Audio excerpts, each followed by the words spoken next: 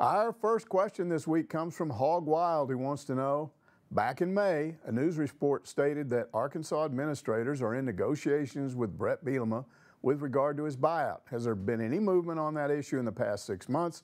Will the dispute end up in litigation? Okay, I've been told that Arkansas is claiming that Bielema violated the terms of his contract, and I've told that they haven't been paying him for a while. So it looks like this is headed to court, and my guess is there will be a settlement which would reduce the total amount of the buyout, but by how much, who knows. Kevin says this team is getting worse. This has to be leaving our athletic director with no choice of what to do, correct? Incorrect. From everything I'm told, a decision has not been made. Now, the 80-yard drive, the touchdown drive that John Stephen Jones directed against Bama's top defense could change things. I've said for weeks now that a quarterback problem is killing this team. If having a quarterback that correctly reads the various RPOs, puts the life back into the offense, then a decision to keep Morris would be easier to make, right? But here's the rub. It looks like that John Stephen Jones is still the third-team quarterback. And if that's true, come Saturday, it's not going to play well with the fans. Now, why is that? Well, the going theory is that the coaches only have a small package installed for Jones. That's not enough to start him in an SEC game against a team that have all week to prepare against that limited package. But stay tuned. Maybe all of that will change. The Mississippi State game is big for Chad Morris's future. PORKSODA asks, is there any truth to the rumors regarding the Whitehaven linebacker's official visit going south? Well, the only thing official on that is that the linebacker in question decommitted. Everything else involves internet rumors. A lot of Arkansas fans are saying that his offer was withdrawn because of something that happened during the visit. The player in question says he decommitted on his own, and he says the rumors about what supposedly happened on his visit are false. Now, I'm told that Arkansas did indeed pull his offer, and there was a reason why, but if they don't comment on it, I'm certainly not going to. SIVAD says the Highland Park game didn't kick off until 7:30 p.m. in Dallas. What time did Chad Morris finally make it back to the team hotel in Tuscaloosa? Hey, I don't know, and I don't care. I've been critical of this head coach for a number of reasons this season. This complaint isn't one of them. The night before a game, the game prep is done. Players are just told to relax and chill. They don't need a head coach or other position coaches doing game planning stuff on Friday nights. There's no cheerleading talks. If Arkansas were winning games, this would not be an issue. It's not why they're losing games. I would say the same thing about Chandler Morris staying in Dallas these past 2 years with his mother to play high school ball. He plays better competition there. If he comes to Arkansas, that will help him. Now, his mom is there with him for obvious reasons. If Chad Morris is still the coach next year, they're both going to move here. And this is only an issue because Morris is not winning. If you want to complain about something, find a real issue like play calling or the game of quarterback roulette Morris keeps playing. Not So Fast, my friend, wants to know, is there a point differential in this game that is unacceptable? 50 points, 60 points, 100 points? Unacceptable is in the eye of the beholder. What matters is what's unacceptable to the athletic director. Alabama may be the best team in the country. Hogs lost to them by 42 points. Second half, it was a 7-7 football game. So none of the point differentials you listed as possibly unacceptable actually happened. Okay, this guy, I can't pronounce his name, not going to try. He asked, is John Stephen Jones' performance indicative of Morris's inability to evaluate players prior to them taking the field? Also, is there any reason you can see to reduce the touches for Boyd and Whaley when they accounted for 100 yards on about 25 carries, or is he saving them for next week? The running game has been reduced the past 2 weeks because Auburn and Alabama are really good at stopping the run. So that's that issue. Now, the John Stephen Jones thing is puzzling.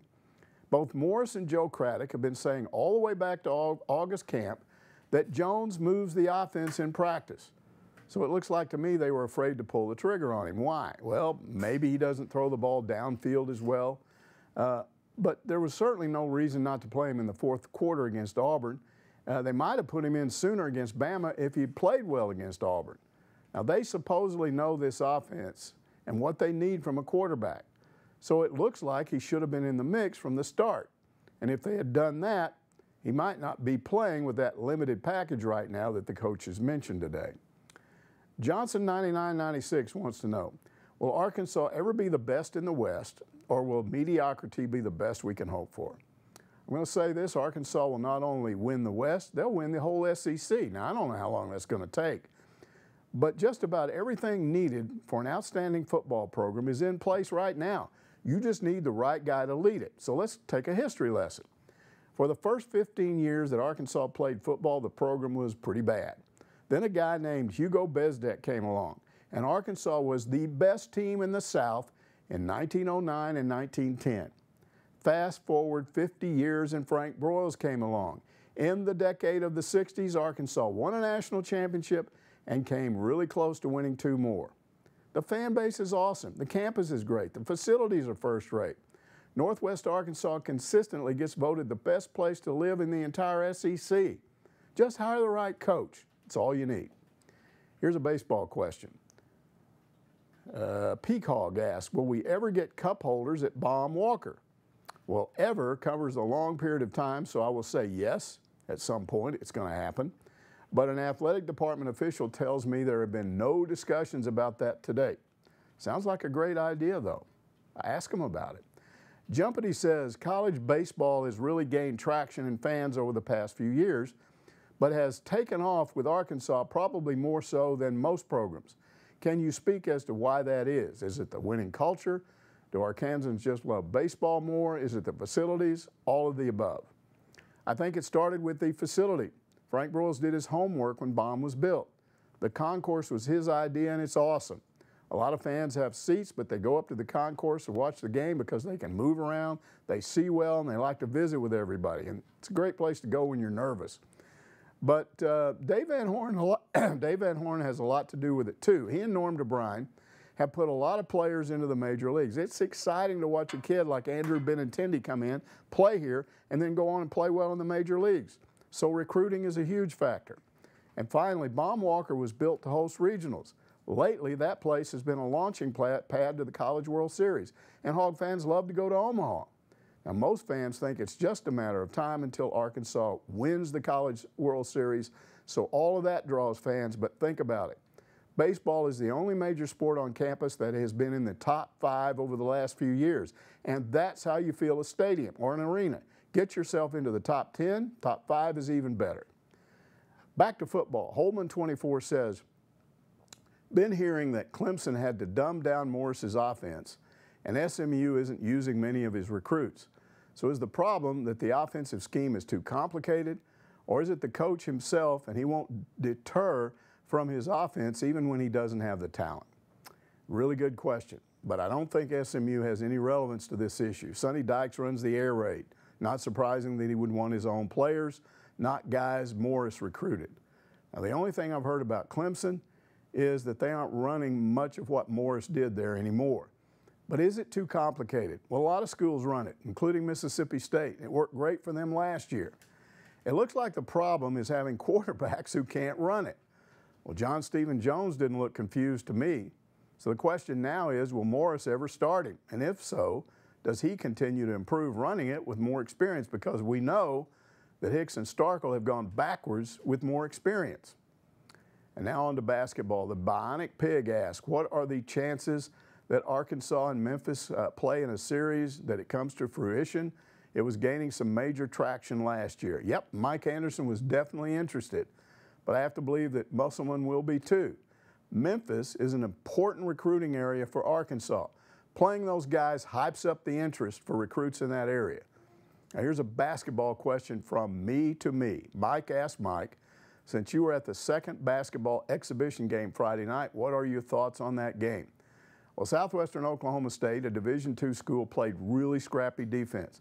They were determined not to let Isaiah Joe beat them with three-point shots, and they did that. In fact, they shut him out. But guess what?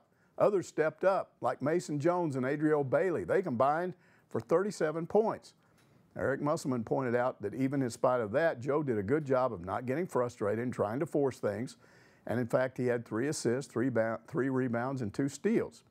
Now, Arkansas was just 5 of 23 on threes, and that's what they do, shoot threes. But they won by 27 points. That's versatility. The competition is about to get tougher, but I like what I'm seeing so far.